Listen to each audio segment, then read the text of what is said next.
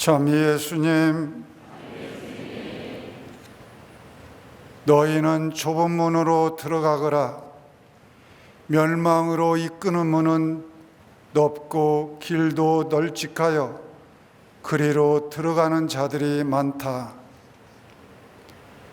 방에는 방문이 있고 집에는 현관문과 대문이 있고 도시에는 성문이 있고 국경에도 출입문이 있습니다. 문은 항상 이쪽과 저쪽 세계, 그러니까 서로 다른 두 세계를 넘나드는 통로입니다. 방문을 통해서 방 안과 방 밖을 넘나들고 대문을 통해서 집 안과 집 밖의 세계를 넘나들 수 있습니다. 따라서 요한복음에서 예수님께서 나는 문이다 라고 말씀하신다면 예수님께서는 하늘과 땅을 연결하는 통로, 하느님 나라에 들어가기 위해 반드시 거쳐야 하는 통로라고 말씀하시는 것과 같습니다. 이 세상에 사는 사람들은 오직 예수님을 통해서만 하느님 아버지께 이를 수 있다는 말씀입니다. 그런데 오늘 복음은 생명에 이르는 문이 좁은 문이라고 말하고 있고 멸망에 이르는 문은 무척 넓다고 말하고 있습니다.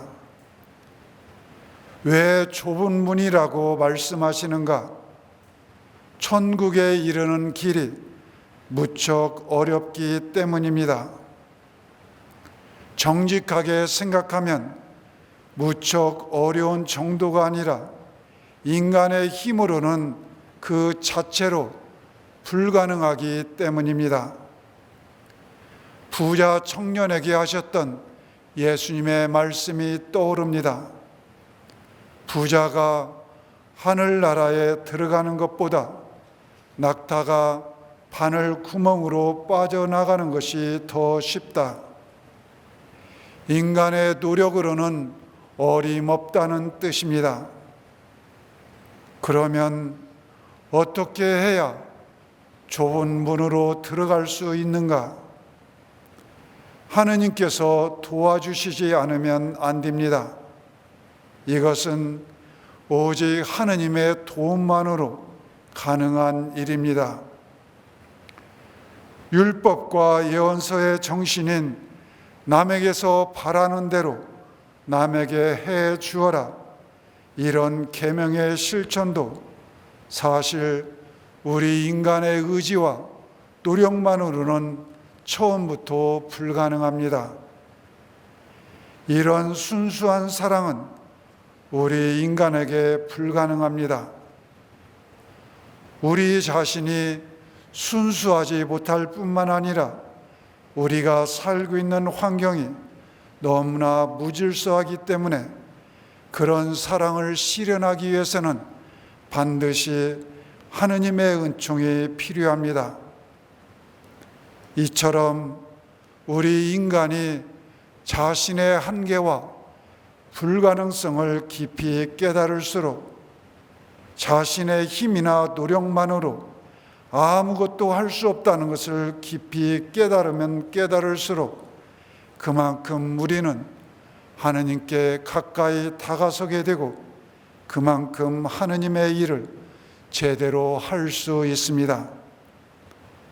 그러니까 우리는 우리 인간의 불가능성을 통해서 무슨 일이나 다 하실 수 있는 하느님의 가능성에 이르게 됩니다. 교우 여러분, 우리는 이 비사 중에 부제품을 받을 후보자를 선발합니다. 제대 앞에 5분은 상당 기간 동안 사제직을 지향하며 신학교에서 필요한 교육을 받아왔습니다. 이분들이 신학교에서 인문학과 철학과 신학 등 그간에 익힌 시간들은 오늘 복음의 내용으로 표현한다면 좁은 문으로 들어가려고 안간힘을 쓴 시간이라고 말할 수 있습니다. 하느님께 더욱 가까이 다가서기에 널찍한 세상의 길을 버리고 좁은 교회의 길을 선택했고, 그 교회의 길 안에서도 더욱 비좁은 신학교의 길을 선택했습니다. 이렇게 비좁은 길을 지나 좁은 문으로 들어가려고 애를 쓰면서 마침내 깨달았던 것은 인간의 한계와 불가능성일 것입니다. 참으로 순수하고 고귀한 것은 인간의 노력으로는 다다를 수 없다는 진리입니다. 오직 하느님의 도움으로만 다다를 수 있다는 진리를 그동안 신학교 과정에서 깨달으셨을 것입니다. 인간의 불가능성과 하느님의 가능성, 이것이 바로 철학과 신학이 궁극적으로 이야기하는 핵심 내용입니다. 우리 인간이 자신의 힘으로는 이제 더 이상 도저히 어떻게 해볼 수 없다고 자신의 한계를 인정하는 바로 그때부터 하느님의 권능이 효과적으로 작용하기 시작합니다. 물론 하느님께서는 처음부터 개입하시어 권능을 떨치시기를 바라십니다. 하지만 인간의 자유를 존중하시기 때문에 인간이 원해야 하느님께서는 개입하십니다. 하느님께서 가난한 사람과 소외받는 사람들을 통해서 일하시는 이유도 그 가난하고 소외받는 사람이 누구보다도 자신의 한계를 더 잘 인정하고 전능하신 분의 개입을 간절히 원하기 때문입니다.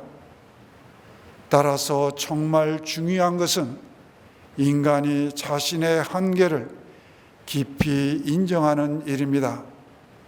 이때부터 하느님의 전능이 힘을 발휘하기 시작하기 때문입니다. 하느님의 부르심을 받아 하느님의 일을 하는 사람은 누구보다도 자신의 한계를 인정해야 합니다. 그럴 경우에 비로소 하느님께서는 그를 통해서 당신의 권능을 발휘하시기 때문입니다. 주도권은 우리 인간에게가 아니라 오직 하느님께 있습니다. 그분께서 주도권을 주시도록 자기 자신을 끊임없이 낮추지 않으면 안 됩니다.